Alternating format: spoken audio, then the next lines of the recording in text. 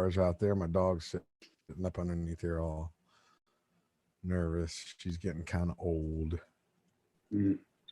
Oh, Yeah, we need some yes. rain.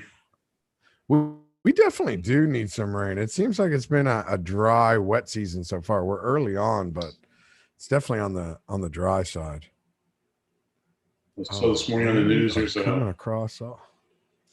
there's a wildfire going out in western side of Palm Beach County. And, Is there really?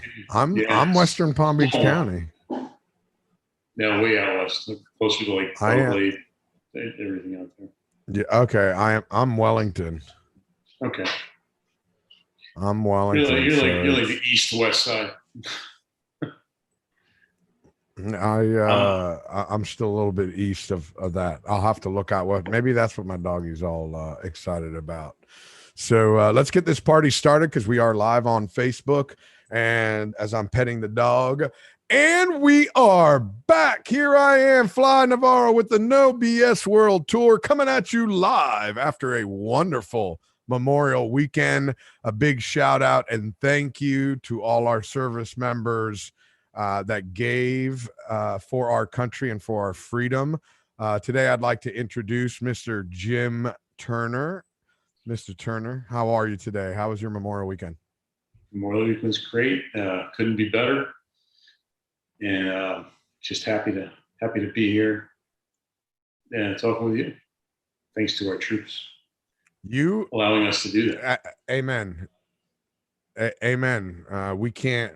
It's funny because I was over the weekend while we were putting on that tournament. One of the roadies was a Iraq veteran, and first of all, she was a badass. This lady knew how to command everybody that was going on. Even me, she'd bark orders at me, and I wasn't going to fight. And I thanked her. I'm like, man, if it wasn't for you, I couldn't sleep at night. I have a hard enough time sleeping, so thank you very much. They make sure that we're protected and safe when we're sleeping at home. You don't think about it, but that's a big thing that's going on. Absolutely. So Jim, tell us, Jim, you're Release Boat Works. You're based here out of South Florida, but you guys got a lot of big things going on. So tell us a little bit about Release Boat Works.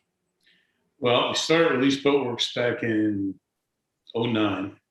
Actually, I started building the first boat in Guatemala because that's where I did a lot of repairs on boats back then. And did that for about a year. You got to start somewhere. Yeah. After about a year, I realized that wasn't going to work down there, so we moved to Opelika in north part of Miami. So, and then we were there until about 5 years ago, and we moved everything up to New Jersey. And last year we bought the old one of the old ocean yacht facilities. It was known as Ocean 2, and they used to build everything there from 48s on down. So much bigger facility than what we had in Opelika.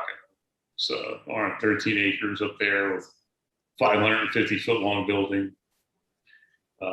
Just works so well for us. Streamlined production in every sense of the word. And of course, it's a big boat building industry up there. Yeah, no, it's huge. It's huge. I mean, you got Viking up there, you had Ocean Yacht up there. There's people don't realize the number of boat builders that have come from South Jersey. It's amazing. Every time I'm up there, I drive by the old pacemaker facility and talk about a place that's in the middle of nowhere. And in 1968, they had 1,600 employees building boats in that place. And I don't know where they all came from, but it's pretty impressive. That's like comparable to what Bertram was in their heyday.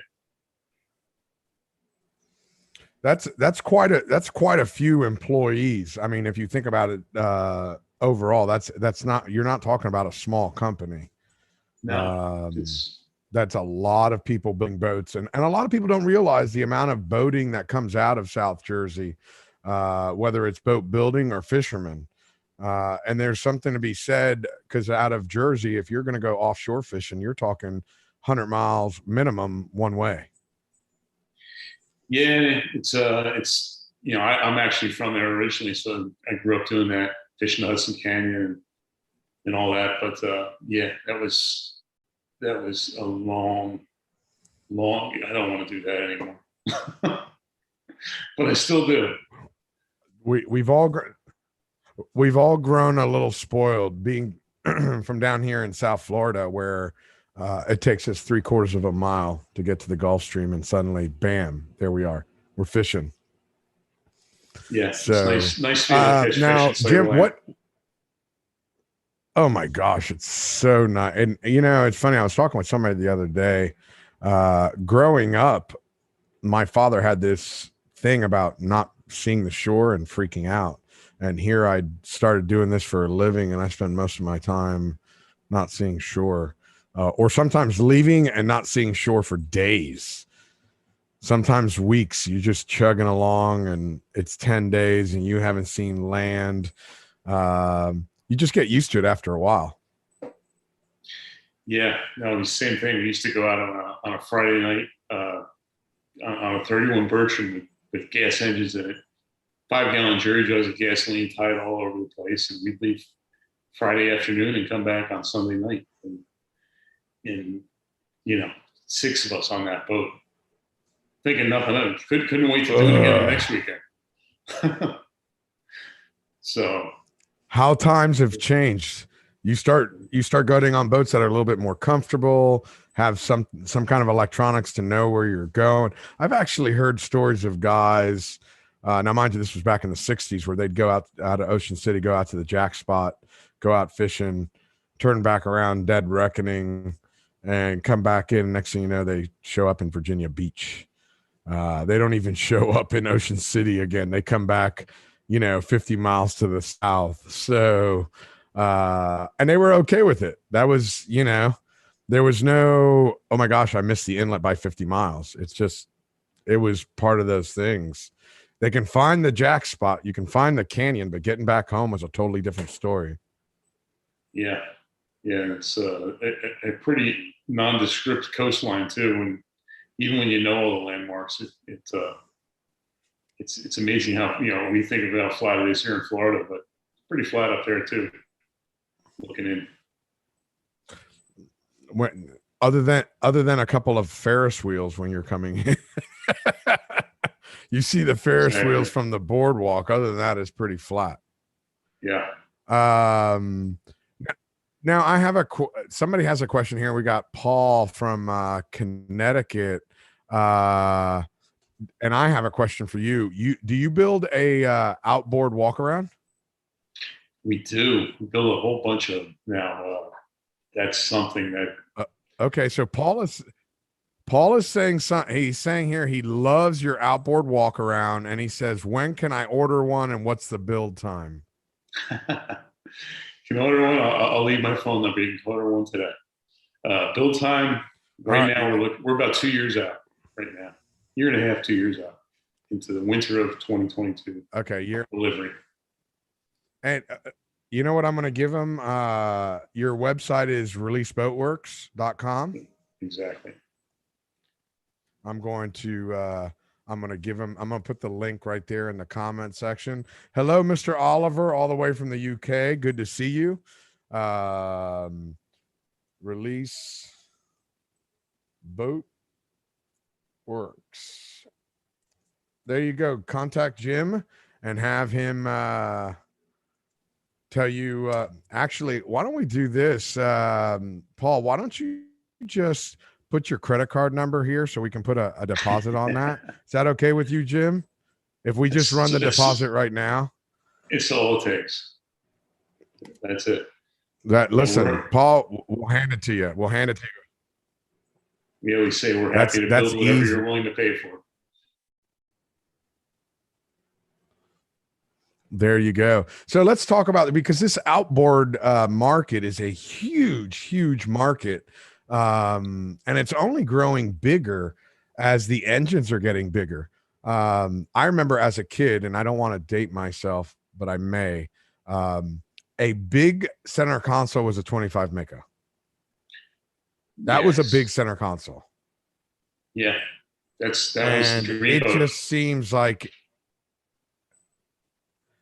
I remember helping a friend paint one, and I thought it was the greatest thing since sliced bread. I mean, this thing was massive. And I was like, oh my gosh, a 25-foot center console, 2 engines on it. I thought 2 engines was a big deal. Now, we're collecting engines 25 is a now. small one.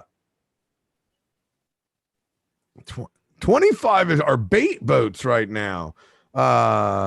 People buy their boats and then they have a 25-footer just to, yeah.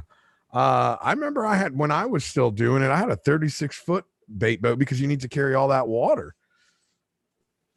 So now it's they keep growing bigger and bigger, and you got engines, and I believe you had Seven Marine came out with those 657s, and I think, correct me if I'm wrong, I think they went to the wayside. They decided not to build them anymore. Am I correct by saying that? Yes, they were purchased by, they were acquired by Volvo, and then Volvo just shut it down, I think, within the last 6 months. But that's what I thought. But now, well, and that's the thing. You look at Mercury. What Mercury has done, they just came out with a 450, and you start putting 4 of those on the back of a boat. They have 600 now. Yeah, 1,240 pounds a piece. In fact, we're building 2 boats right now that are both getting 600 Verados. So tell us a little bit about those boats that you're building right now. How big are they, and how many of them 600 Verados are you putting on the back? So the boats that are hitting 600s is what we're calling our 490, which is basically our 46 walk around that we added an integral bracket. And one of them is getting twins, and the other one's getting triple 600. So it's going to be interesting to see the difference in performance. Our engineer says there's not going to be any significant difference in performance because the amount of drag that the lower unit of one of those engines creates, in addition to 1,240 pounds of weight added to it, is going to offset the performance of an additional engine. What does your engineer say about the fact of engine load? You might not increase speed, but are you going to reduce engine load on those engines as they're pushing? When you have 1,800 horsepower pushing instead of 12, are you going to be able to decrease the percentage of load on those engines? Yeah, definitely. I mean, at cruise, and that what it all comes down to is where you want to be at cruise, right? You want most guys who build outboard boats all of a sudden want to go really, really fast. But a boat, every boat that I've ever been on likes to run at a certain speed, no matter how fast it can go. There's a sweet spot, and so to get to that sweet spot requires X amount of horsepower. No matter how many horsepower you have, it's still going to require, say, 600 horsepower total being used to cruise at 34 knots. And if you can produce that with 3 engines, then you have 3 engines running easier. But the thing with outboard engines is the engine manufacturers are so tight-lipped with their data and their information, and they go on so many different boats. So you really, it's almost like you don't really know until you put one on and run it for yourself on your own boat. But at the end of the day, you're only swinging a 22-inch wheel. So that's, to me, that's the big difference between outboards and diesel inboards. And inboards. Yeah. The amount of torque you get from an inboard there's no match for it. There really is no match for it. It's great to have that speed, but like you said, if you're only throwing a 22-inch wheel, you're only grabbing so much water and pushing it. So, but there are pluses and minuses to both. Yeah, no, and it's, I think guys who are coming up from, center consoles are more in tune with the outboard market and maybe a little bit afraid of jumping into the diesel realm.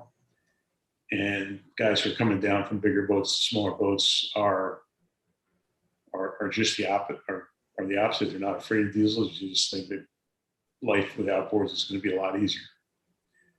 And I don't know if that's true or not. I think life with 4 engines is not as easy as life with 2 engines. I don't care what kind of fuel they're consuming. It's sometimes it's not just fuel, it's how many separate parts do you keep on the boat. When you start talking about spare starters, spare fuel filters, props, how about hubs? When you start pushing around a big boat with a bunch of water in it, it becomes a huge issue. And sometimes it's those hubs that have the problem. It's not the prop, is you start spinning hubs. Exactly. And but I think the technology on the new Verados in particular, I'm not 100% sure on that, but I think there are no hubs. It's different. It's a different mechanical situation. So that issue. What are they doing now? If it's not hubs, what are they doing now? I don't know. I mean, I'm not up on that part of mechanics. You're not privy to it. No, but it's just, my hard drive in my head can only access so much information. So I've probably been told what it's doing. I just don't remember. I just get, to me, boats are simple. With my background in charter fishing, my attitude is everything we put on a boat is eventually going to break because it's man-made, and that's just life. So like you said, how many spare parts do you want to hold? You got to bring parts for all your engines, your parts for your water maker, your generator, your ice makers, all your refrigeration, every little pump, you need an extra boat just to carry all the stuff for your boat. Exactly. It's one of those things you do not want to be shut down over something. Okay, I just gotta pause you for a second, Jim. I have to pick up an old lady on the ground. Hold on. No worries. Come on, baby girl. There you go. My doggie, she's 14 years old, and she slipped. So I needed to help her pick her up.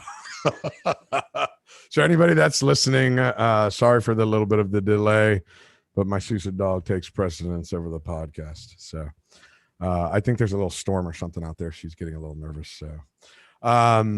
So now you have 2 of these. Now, how many boats have you built since the inception? I think right now we're building like hull number 30. We have 14 boats in production right now. So once you have 14 boats in production right now? In production right now, yes. Which is one of the reasons we moved to our facility in New Jersey, because we can do that there. So we have three 390s, we're calling, which is our. So we started out. One of the first things I did when I started Release was I bought the molds from a 34 game fisher. So we built a couple 34s, and then 2 years ago, a year and a half ago, we decided to modify that hull to work with outboards because it's too flat bottom of the boat to work with outboards. So we stretched it. It's like one of those things. Well, as long as we're going to change the bottom, we might as well make it bigger. So we stretched it to a 36 footer. Yeah. And then we added the option to put an integral bracket on. So we still build that boat as an inboard, or we'll build it as an outboard. As an inboard, it's the 36 rather, and as an outboard, we call it our 390 because we have a 3-foot bracket on there, and the stringers run all the way to where the engines go. So We've got 3 of those being built right now. We did the same thing with our 46. 46 bottom, we didn't have to change. That works. So that'll run, safely at really, if you can make it go 70 miles an hour, it would be safe at 70 miles an hour. That's not quite as easy as it sounds. I definitely don't want to be on the boat when it's going 70 miles an hour. But we have 4 of those. Remember what you said about go ahead. When you said everything breaks down, that's including your body. When you're going 70 miles an hour, your my back doesn't hold up to 70 miles an hour like it used to. The back and the knees are not, don't like that. I like, I'm still. I have more. There's a lot to be said for running. There's a lot to be said for running an old boat at 25 knots. If you're the guy behind the wheel, it's comfortable. You don't have to pay that much attention. You can still get out of the way of turtles. At 30, at 30 knots, you have to really be 100% paying attention. And it's stressful. You got a lot of people in the boat with you. And you got to be holding on. Absolutely. You're spinning that old trackball exactly. Changing your electronics at speed is frustrating, to say the least. It's tough, and it's again, I don't want to date myself, but yeah, it's just not as fun when you get there and all your knuckles are sore and your back is sore. And I've had more friends that are going in for hip replacements than you could ever imagine. What I've always found, if you're a guy on the boat, you found your shoulders are sore because you're the whole time you're running, you're tense, and you finally get, I remember we'd run across to the Abacos, and you have the whole family on the boat. By the time you get there, you're like, that's why we end up having a rum drink at the end of the day. You just need a breather. Yeah, exactly. Do the rum drinks taste good because the rum's that good, or because you finally needed to unwind? That is the question. I think it all has to do with your surroundings. Rum tastes much better at the dock than it does, at the dinner table. Amen. Now, Jim, could you tell everybody what got you into fishing and into boating? Let's turn the clock back. I know you're 27, 28 years old right now, so let's just turn it back a little bit to when you were a kid. Hey, this is my program. I can tell whatever BS stories I want. Let's start from the very beginning. Jimmy Turner, as a young man, what got you into fishing? Where'd you start fishing? What created this love and passion for boats? So started fishing when as soon as I could walk, I think. My father, we took a trip when I had my 5th birthday actually in Cody, Wyoming. And we were on a fishing trip. My father's dream was to fish all the blue ribbon trout streams in the United States and British Columbia. He had sold one of his businesses, and so we were able to spend the whole summer on a camping trip doing that. So that's probably my oldest memory of fishing trout streams in Wyoming, Montana, and all.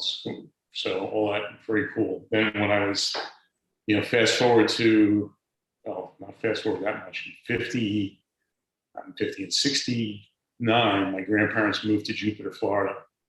And so I spent every summer. So I was 5 years old then. That's the year they moved to Jupiter is the same year I turned 5, which makes me 57 in 2 weeks. Well, happy birthday, and you just dated yourself. That's all right. I didn't do it. But listen, right. You know what? Proud of those miles.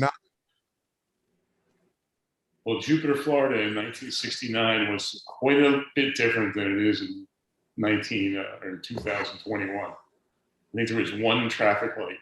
Indian Town Road was a dirt road stuff back then. I've been here all my life. Well, most of my life. I moved to Florida when I was 3. And what people don't remember, and you probably remember, uh, they did not open up the I-95 extension from PGA Boulevard till 1991. So 95 actually ended at PGA Boulevard. And in 1991, they made the connection from PGA all the way up to Fort Pierce, because 95 restarted up at Fort Pierce. So that was all just empty woods from Palm Beach Gardens, Jupiter, Hobe Sound, Stewart. There was nothing there. Yeah.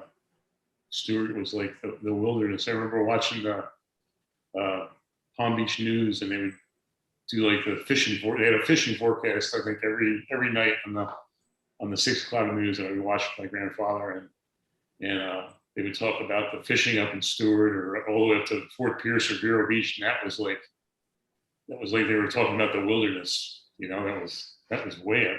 I live in Vero Beach, Florida, so I'm talking to you from my house. Okay. But anyway, that, you know, so spent a lot of time on the canals and alternate A1A bridge. My grandmother would drop me off at alternate A1A bridge in Jupiter on, 8 o'clock in the morning and pick me up at dark. If you actually did that with an 8-year-old kid today, you'd get arrested. But that was, I'd be going down and catching fiddler crabs for the guys fishing on the bridge, and they'd teach me how to fish for sheep's head and, all that kind of stuff way back then. And when I got into boats, I think when I was in 8th grade, my father decided to buy for me a 13-foot Boston whale, which had a busted transom. So my first boat that I ever owned, I had to fix. I had to fix the transom, and I put a old 25 horsepower Johnson Silver Sphere on that boat, and I think I fished that boat on the Jersey Shore by myself, running out into the ocean when I was in freshman in high school. Probably doing things I shouldn't have been doing. Where my parents didn't know that. There's worse things that you could have been doing. Maybe it wasn't the best thing to do, but there's definitely worse things than you could have been doing than being out there trying to catch fish. And it was great. I mean, growing up, it keeps us out of trouble. Kind of. Tom Sawyer and Huckleberry Finn. So that's what got me into boats. Like that one right there. And then, I remember, just as you were talking about before, wanting that 25 Mako when I was a kid. I mean, that was just, and I remember also right around that same time, they introduced a 24-foot Hydrosport, which was like, had the big metal flick, like the size of tarpon scales in that thing. And just seeing that boat going out the inlet, it was like a spaceship. It was like something from the future. And I was like, wow, that's just so cool. And that was my introduction to boating and everything else up there. We eventually bought a 26-foot Blackwatch, which was a totally cool boat. And that was like our first boat that my family owned that we could actually go to the canyons and fish the canyons. And then shortly thereafter, I finally moved to Florida. Now, in retrospect, if I were to ask you to go on a 26-foot boat to the canyons right now, would you? Hell no, not unless you could. No, just no. Not even. I mean, he's doing a very Virgin. I wouldn't do it on that. I'm running that far. I mean, it's gotta be, land. I would take that boat to the Bahamas on a good day, but I knew I was going to really. Think about that. I mean, you went out on a 26-foot boat out to the canyons, never thinking twice about it. And now I'm offering you the same thing. You're like, no way. And if you did, you'd probably have 2 life rafts, a couple EPIRBs, a sat phone, and maybe even an Iridium Go. And you'd be checking in every hour. And that's not just, hold on 1 second. I hear a howling. Hold on. I got an old lady. I got to keep an eye on her. Hold on a second.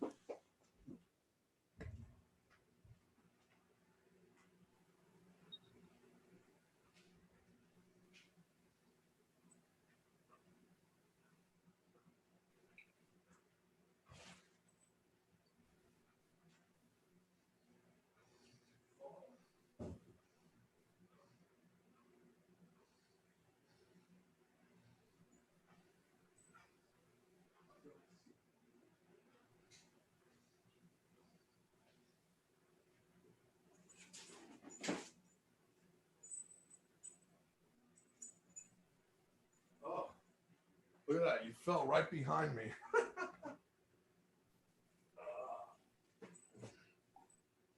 There you go.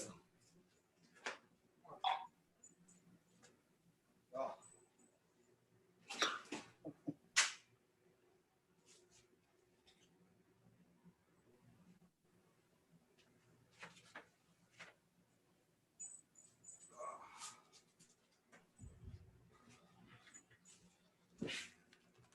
I went running around the house looking for her. She was right behind me. Fell down again. Listen, when I'm her age, she's 14 years old in doggy years. So I don't even know what that comes out to be, like 120. When I reach that age, I hope somebody's keeping an eye on me. That's all I ask for. Hey, somebody needs to be there to pick you up when you fall down, no matter what age you are. Yeah. And it's so funny because I heard that whine. I don't know if you heard it. And yeah, I'm like, she doesn't make that noise. What is that noise? So it's I've never had a dog. This is my first dog I've ever had. And this is new to me. This whole thing is new to me. So I'm trying to, when I'm home, I'm trying to make life as comfortable as possible for her. That's a big thing. I don't know. Do you have pets, Jim? We have 3 cats, but I'm actually a dog person. When I was a kid, we had 15. We had a kennel, and we had 15 dogs, hunting dogs, and did all that stuff. Oh my gosh! Loved us. Yeah, my grandfather actually raised. Yeah, dogs. I've never had I've never had a dog, and then now my girlfriend's had this dog 14 years, and we've been together 4. And especially during COVID, her and I have bonded because I'm at home the whole time. And, without traveling, we just kind of hang out. She helps me with my podcast every day. And it's getting to be, that point in her life. We all have it. So yeah. I wasn't home over the weekend, and she just needs a little hand getting up every once in a while, especially on the tile floors. Yeah. Yes. So usually she sits down and just watches, but today she's decided she's walking around and getting stuck in spots. So now, Jim, where is Release Boat Work? Do you have an office here in Florida as well, besides your manufacturing plant in New Jersey? So yes, so we formed a strategic partnership, I guess you should call it, about a year ago with Game Fisherman. And so we are in the Game Fisherman building in Stuart, Florida. 3290 Grand Parkway, I think is the address. But yeah, right where every other boat builder in Stuart is, right there in the industrial park. So we're in there. That same industrial park, there's like 7 boat builders in that same industrial park. Yep. More than that now. People don't realize how many boat builders are on those 3 roads. Yeah, it's amazing. It is. The best part is cool. you can wake up at midnight any night of the week and suddenly see an 80-footer rolling down the road. Yeah. That's the crazy part. People are like, how 105 Jim Smith that came out of there was I don't even know how they got that. John, I think John's built 2 105s. Yeah. The original one, the Marlena, which is now the Relentless Pursuit, and then he just launched another one. So that's a big boat to be pulling through the streets of Stuart and Port Salerno. And for people that don't know Stuart and don't know Port Salerno, it's not a very big town. No, not at all. Yep, and and but if everybody you knew that was happening, so it was cool. It's like you actually get hand claps and people waving.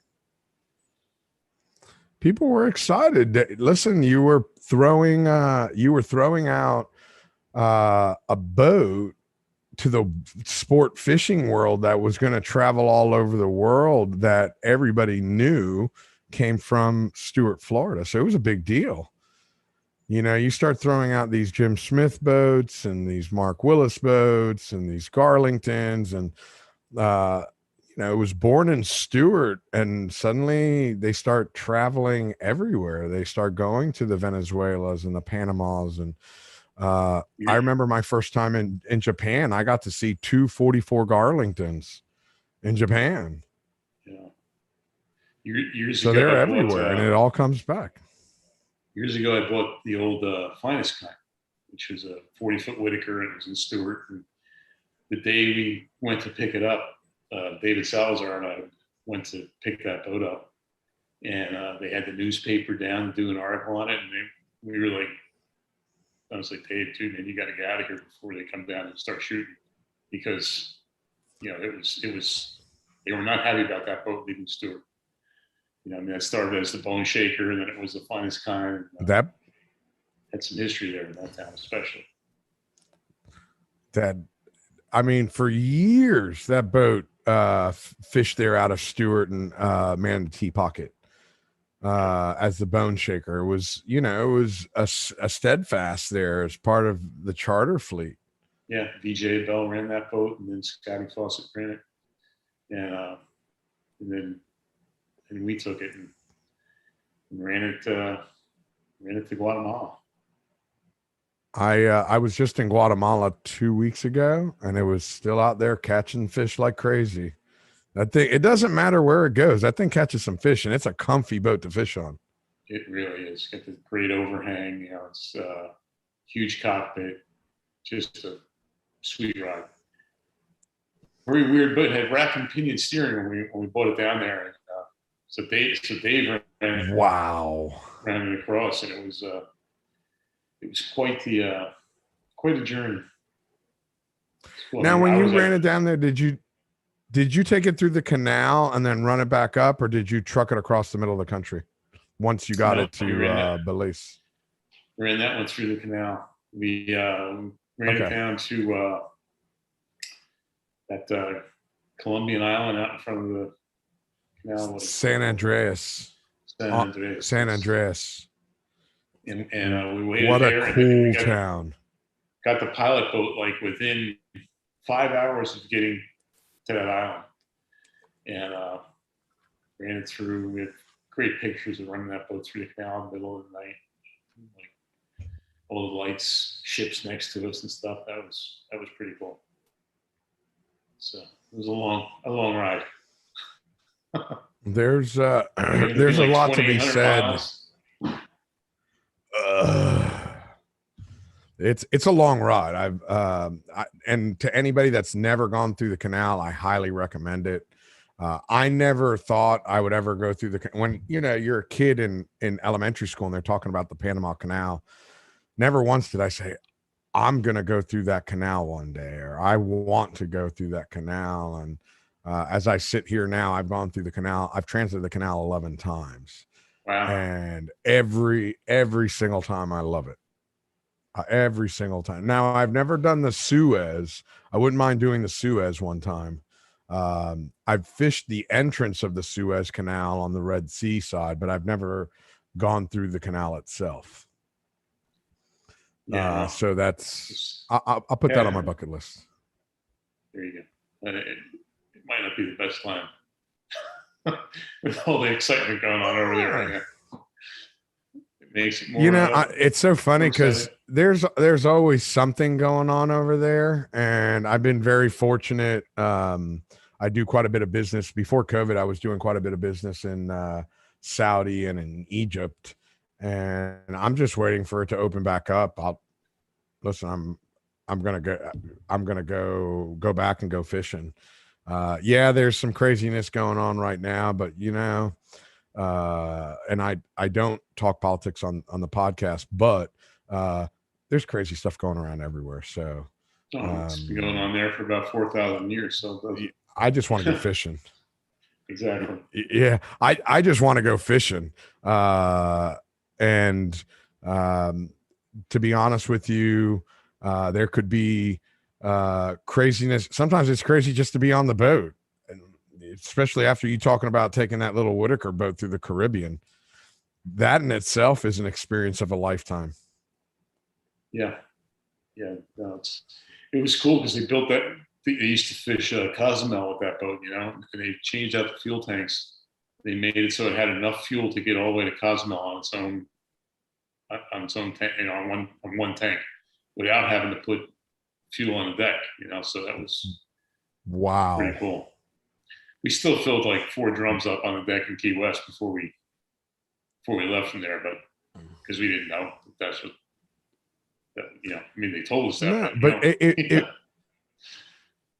if you think about how much boating has changed over the decades, and we're not talking about a lot of decades here, we're talking about maybe 2 or 3 of them. Because I've been doing this now. I'm going on 30 years doing it professionally, and going to Mexico was a big deal. Just making that 335-mile jump from Key West to Isla Mujeres was a very big deal. You're talking about aluminum tanks and bladders and drums. And now you look at boats. I mean, I worked all them years on the Real Tight. We had a 2,200-mile range. We never put a single bladder on that boat. We just chugged everywhere we wanted. We're building a 55-foot walk around right now. It's for a guy, and one of the requisites was a 600-mile range, which is pretty good range on a boat that small. And it's actually like the game boat for a mothership operation that he's doing in the Caribbean. But it's a range is, Chip Schaefer told me a long time ago. I asked him, I was redoing a 43-foot Merritt. I said, Chip, do you think I should make the fuel tanks bigger? And he said, the only time a boat has too much fuel is when it's on fire. So, amen. I'll never forget that one. Amen. He's 100% correct. The only time there's too much fuel is when it's on fire. You always want to have fuel. I've traveled a couple of miles on the ocean. I have not seen a convenience store out in the middle. No. And I've had the pleasure of running out of fuel. Even though I would like to. I remember one time, and I'm not throwing anybody under the bus, but I remember one time I got a phone call. It's like 2:00 in the morning, and I pick up the phone. It was a sat phone number. I couldn't recognize it. I answered it, and it was 2 of my friends in the middle of the Caribbean, in between a couple of islands, out of fuel. Which I proceeded to start calling around who could go out there. When you're 60 miles away from land, that's a long way needing fuel. Now, I believe it wasn't they ran out because of miscalculation. I think it was something happened with one of the tanks or transfer pumps or something like that. And they were sitting on a few hundred gallons of fuel that they could not get to. And there is nothing worse than anybody that's listening to this that has run into that problem where you have a tank with 800 gallons of fuel there, but for whatever reason, you can't transfer it. And it becomes a problem. It becomes a problem really quick, because when you start calculating everything, you take into consideration those 800 gallons or 200 gallons or whatever it is, and you run out. So I was fishing a charter on the boat called the Intensity down in Guatemala, and I was running the boat, and I didn't know that the boat, however much fuel it held, I don't remember, but the pickups were in the front of the tank. They didn't go all the way to the back, so it was like a built-in safety system. But nobody told me this. So when you go up on plane, obviously the bow comes up, all the fuel goes to the back of the tank, boom, you run out of fuel. So it's built the last 25% of the tank, you can chug in, at 8 knots, 10 knots, you're fine. But every time you try and get it up on plane, you run out of fuel. And boy, I think it must have reprimed those engines 4 or 5 times. We're talking on the sideband saying, hey, let's go. Everybody's freaking out back in the port because, the boat's not back. It's dark. And, the boss is running the boat and he know what the hell he's doing. So that was interesting, a little scary. That boat is an amazing boat, and that boat has some amazing history behind it. So that 37 game fisherman. That boat's caught more than 60,000 billfish in its career, which is by far more than any boat in the world. Number two, wow. I don't know what it is, but it's not close. And I've had a few boats that have pretty high billfish numbers besides that one. And, I think I saw your Facebook page, and I think you fish line the release. And at least you got some pictures of it. 37 Merits. That was my first boat in Guatemala, and that's where Release Boatworks got its name from that boat. Well, that boat was my next door neighbor in St. Thomas back in the late 90s when I was on the 40-foot game fisherman that is now the Deceiver. Okay. I was working on that game fisherman when it was the Topless, and worked on that boat for 3.5 years. And I loved that boat. And I still love that boat. I mean, I see every time I go to Guatemala, I see it down there, and it just, the stories, first of all, I'd probably go to jail if some of the stories got out. But being 20 years old and traveling all over the Caribbean and fishing, and that boat it was the little boat that could.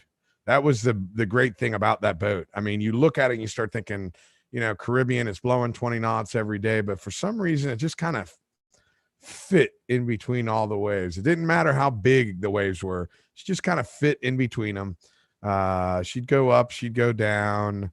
And I don't know if you heard this story. I know I talked to Lacey about it, that we were on the boat when that keel came off. Is that your wife looking in on you? Yeah. She can jump in on the live if she wants. She's probably earned the right to come in and talk if she wants. No, she's earned the right for sure, but now she'd shoot me if I told her she had to be online. Listen, I understand that. My girlfriend's the same way. She's like, keep that camera away from me. Do not put me on live. But no, I love that boat, and I've had the opportunity to fish on the Intensity with Chris before, a couple years back, and I fished on a few of them. I fished on a couple of expresses, but that 40 was by far one of my favorite. Oh, I did fish on the Bawana out in Hawaii when I was out there, and that's another nice one. Yeah, that's 46. Yeah, that's another great boat. Yep. And of course, and it, oh my God, that's another beauty. I haven't fished on the rum line as of yet. Usually because I end up going on the Release is my favorite one. Yeah. The Release by far is my favorite one. Mainly because of the way it had, with no bulkhead. You start getting 4 or 5 people in there along with crew. I can kind of sit back in the shade and I can talk with everybody, and they can, I can coach them up. I can walk them through anything. I can jump out there, help them when we get a bite. And then after that, stay out of everybody's way. Most of the trips I do now are those. I'm coaching people. I'm just walking them through what you saw a couple of weeks ago was Marlin University. I did another one for myself to go in February, and that's what I'm doing. I'm just coaching people that want to learn and become better at catching billfish. Just coach them through every single bite. Well, that's definitely a place to do it. But it's, like you said, that open bulkhead day boat style. It's just exactly what you're saying. You can be hanging out there, laying down on the engine box, and fish comes up, and you're 3 steps, you're at the transom, literally. I mean, I always say that the modern express today evolved from that day boat style, like that 37 Merit, 37 Rybovich style, and just the first 55 that we're building is open bulkhead boat, just like that, actually. So now that 50-footer, what are you putting in there for power? That's getting MTU 2000s, the 1620 horse. I don't remember the exact name, but the little V10s. Wow. Yeah, it's gonna be sweet. Speaking of That boats, two that is a Seakeepers. sweet engine. Yeah. So you brought up Seakeeper, so I'm gonna, and I always talk to boat builders. I love talking to boat builders about the Seakeeper. And this is just, again, these are my personal opinions. I think the Seakeeper has changed our industry.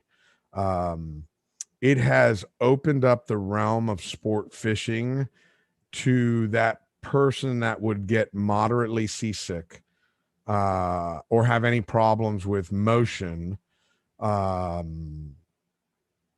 Oh, and right now we have Jennifer Dudas who's asking me, please remind me who we're talking to. We are talking to Jim Turner from Release Boatworks, Miss Dudas. Good to see you. And we were just talking about Marlin University. So I got to see if I can try to convince Jennifer to come on here as well. And Jennifer's a great friend of mine. Do you know Jennifer, Jim? No, I don't. Okay, her father Al Barrett started the BBC, so that's where I know Jennifer from my years fishing the BBCs in my early 20s. Again, damn, I'm dating myself. A lot of people don't even know what the BBCs are. The BBCs are the Bahamas Billfish Championship Series, and it was the biggest thing in the spring around here growing up. It was huge going over to the Bahamas. Some of the tournaments, especially the late ones in May and June, would have 80 or 90 boats in it. It was amazing. Yeah. They were fun back in the day. Oh, it was a lot of fun. And we are also being joined by Mr. Cam all the way from Okinawa, Japan. He's saying hello, and he says he loves Release Boatwork products. So big shout out to you from Okinawa, Japan. I actually have an old boat that I sold and went to Japan. I used to own a boat called the 20, which you probably remembered as the that was the old vintage. The old vintage, yes. That was I remember that boat. My entire family cried when that thing left. That was aesthetically, that's a great boat. Was the perfect boat. Yeah, fish loved that boat. It was beautiful. It was like a little jewel. Fishing on that boat was just beautiful. Put a smile on your face, no matter what. I have seen that boat in Yokohama Bay Marina in Japan. Yeah, they did a great job with that boat. Doing a little refit on it. Did all the things that I never did. I always wanted to, but just never did. At the end of the day, you're like, no, let's just go fishing. Yeah, we can pull the engines out and repaint the engine room, but it's working, so let's go fish. Many trips going back and forth to Bimini at 18 knots. 18 knots is almost trolling speed. Think about that. Going to Bimini used to be a big trip. Yeah. Going to Bimini back in the day used to be a big trip, and now a lot of boats can make it in an hour, sometimes less than an hour. The first time I took my family to Bimini in that boat, the 20, and it was renamed 20. The guy I bought it from named it 20 because it was hull number 20, Browich, built in 1955. We went to Bimini on that boat, and I think we docked right next to the Meal Ticket, which is an old Mark Willis boat, and beautiful, beautiful boat, and everybody at the dock is congregating behind the 20 because they want to know, oh man, that's one of them old tuna boats, and that's what it was. It was just, it was cool. And then my wife sit in the fighting chair and answer all the questions while Captain Jason and I watched the boat then. So it's cool. When I was out in Hawaii, I was running the 37 Rivage called the Sapo, and it was originally built as the Florina, but it later became the Hustler, and was out of San Diego catching swordfish. And then now it's out in Hawaii as the Sapo. And that was a great boat as well. It had that same open bulkhead design. The one thing I liked about it that the release doesn't have, which made a difference for us in Hawaii, it had the downstairs back down station. Yeah. So if we were ever in a position where we needed to run the boat from downstairs or try to get a fish in the boat, it was nice to have. The release doesn't have it, which is kind of nice when you're dealing with charters. It's not something for people to stay away from. It did have it originally when it was, but originally it is a nice thing to have. The release was built originally as it did have it. Tuna was the name, so it was all built for cat key, tuna fishing back in the day, and all those boats had that lower sound, a cockpit helm station, so they could boat giants back then. Yeah, and that was the whole reason those boats were built. Did you ever get a chance to fish some of that cat key bluefin tuna fishing? I fished it a few times. Actually, the first time I got to fish there, we had we were able to get a 44-foot Garlington, and I had Chris Sheeter and Ron Hamlin running the boat. Wow! So it was pretty cool. A guy who actually did it back in the heyday of it, and another world class great captain. But you can imagine the stories on the dock on those days was, we didn't see any tuna fish, but if we did, it would have been pretty cool. So that's that. Just mentioning the name of Ronnie Hamlin himself, it's he's the stories. I wish I would have been able to have him on the podcast. I met Ronnie when I was 18 years old. I had no clue who he was. I had no clue about his history and all that. But he was at the Palm Beach Yacht Center, or the Palm Beach Yacht Club, which is right across the Intercoastal from the Biltmore.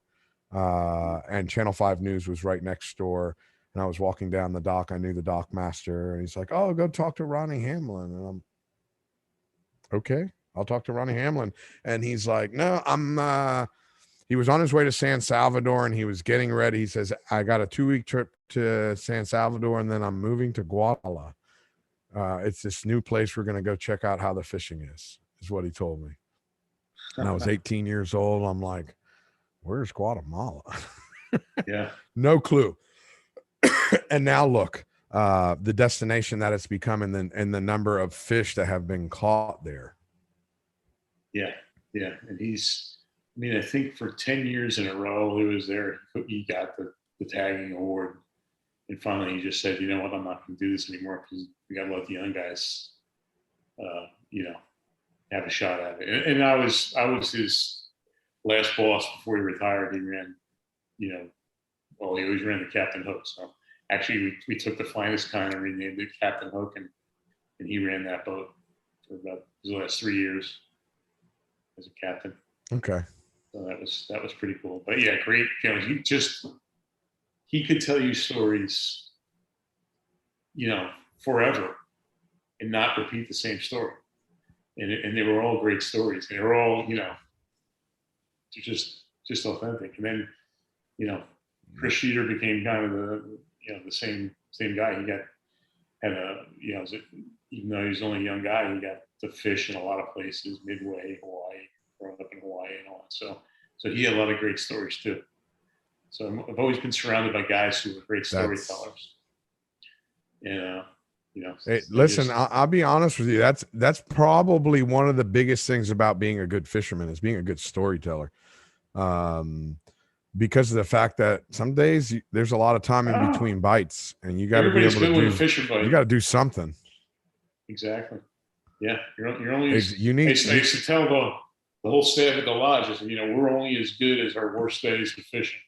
When guys go out and catch 20 or 30 or 40, everybody's happy. But the days when they only catch 3 or 4, it's up to the lodge staff then to keep everybody in a positive attitude. That's a huge thing. That's a huge thing because people don't realize the moment fishing is bad, and when I say bad, we're not talking about a couple hours. We're talking, you get a day, maybe 2 days of bad fishing, and suddenly every person that leaves the cap off the toothpaste, you get mad at. Something as simple as a cap on the toothpaste. It's why'd you do this? Why'd you do that? How about that? It's like, whoa, whoa, whoa, whoa. Come on. No. You gotta keep everybody happy, keep the spirits high. And before you know, the fish will show up. It's one of those things, it's cyclical. Some days it's good, some days it's bad. And I've fished with people and they're like, oh man, today was such a long day.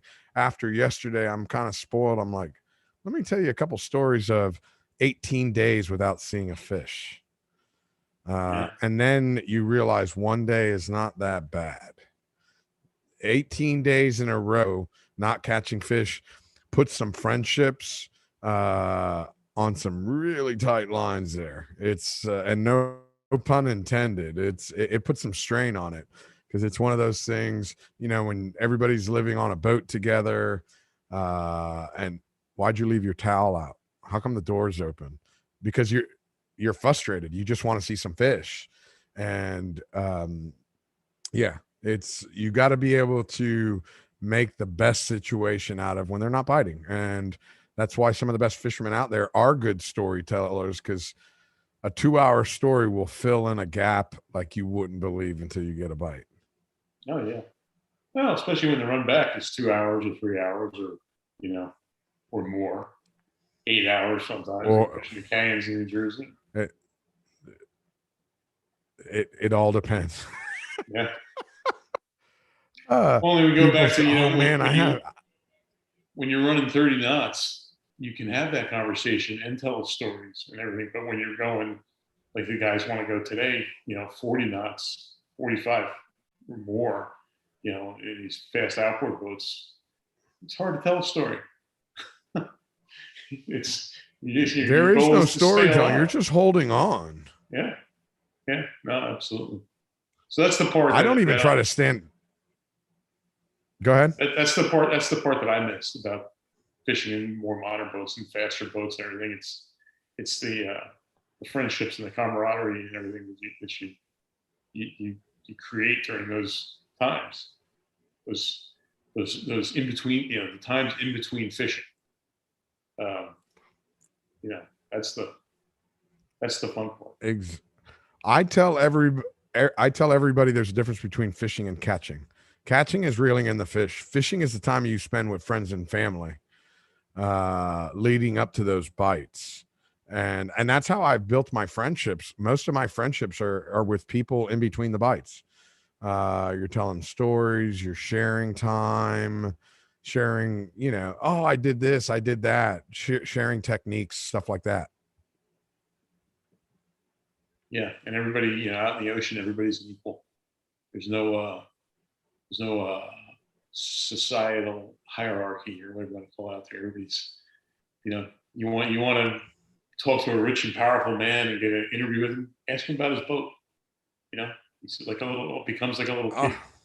Telling you about Christmas presents. It's awesome. I couldn't tell you how many people I've called up over the years, call up the office, have a secretary answer. He's in a meeting right now, or she. And I'm like, not a problem. Could you just please leave him a message? My name is Fly Navarro, and tell him whoa. He told me if you ever call, interrupt whatever he's doing. And it's one of those things. Why? Because people want to talk about their boats. They want to talk about fishing. Everybody else calls them up. I want to try to sell you something, or this is a business thing. No, let's talk about fishing. And people always want to talk about fishing and hunting. People want to talk about it. That's a great part of being in this business. You get to talk to people. I always say nobody needs a boat. They're building a boat or they're buying a boat because they want to. It's their dream, whatever. And it's kind of my job to make it a fun experience. Which is always like anything. It's not always fun, but you try and keep it fun because they're building their dream. How many people get to help people achieve their dreams. It's a privilege to be in this business, to be able to do that. Exactly. And you want the boat to be a plus side of their life. You don't want it to be a nightmare. You don't want it to be a pain in the butt. That's how we lose people in the industry. By bad experiences, by bad crews. Make sure they have a good time. That's what the boat's supposed to be. It's supposed to be for people to unplug and unwind and have a good time. And I think that, in the past, 14 months, especially, that's people have really realized that. And, I think this whole industry is booming, because of what everybody's seeing through COVID. Whoever knew that this industry was going to boom? It has unbelievably boomed. Fishing and boating is a perfect social distance sport. It is. And you get out of the house. It truly is. With people that are in your house, and still be able to get out of the house with them in a different environment and still be socially distanced, but be around, just in a better environment. Exactly. Well, Jim, on that note, is there anything you feel that we have missed that you would like to add? Just, people can be, check us out. We're going to be fishing basically the tournament circuit in New Jersey this summer. And I actually have Mike Sheeter from the Intensity. He's going to come up and run our boats for us in the Jimmy Johnson Atlantic City tournament, White Marlin Open at Ocean City, and nice. We're actually a title sponsor at the Beach Haven White Marlin Invitational. We're a title sponsor for the Jimmy Johnson tournament as well. So that's Atlantic City's literally in our backyard. I actually had David from the Beach Haven Tuna and Yacht Club on a few weeks ago, and he was telling us about their White Marlin Invitational. So that's going to be a lot of fun. Yeah, it is. Looking forward to it. And Jimmy Johnson tournament, all the people in Atlantic City are already talking about it. I don't even know if they've had a real tournament out of Atlantic City ever. I don't even know. I don't think so. I think Rick Weber and his dad and all them have always run everything out of Cape May. Yeah. So and, the old Farley Marina, the Golden Nugget Marina there, it's man, it's a great facility, and it's just, you come in the inlet, you're there. It's less than a mile, I think, from the mouth of the inlet. A mile, 2 miles, whatever it is. It's right there. So all floating docks, nice docks. Should be a good event. Well, I want to get you back on after your summer season so you can tell us how everything went. Well, hopefully it's gonna go well. Looking forward to it, and see what happens next. It'll be fun. All right. Well, Jim, hold on right there. Don't hang up on me. Let me just say goodbye to everybody. I want to say thank you so much for your time today. Really appreciate you guys joining us in and asking some of these questions. Thank Jim Turner from Release Boatworks. And check them out at releaseboatworks.com. I put the link in our thread here. And if you have any other questions, reach out to Jim and find out some more about Release Boatworks. So everybody, thank you so much for your time.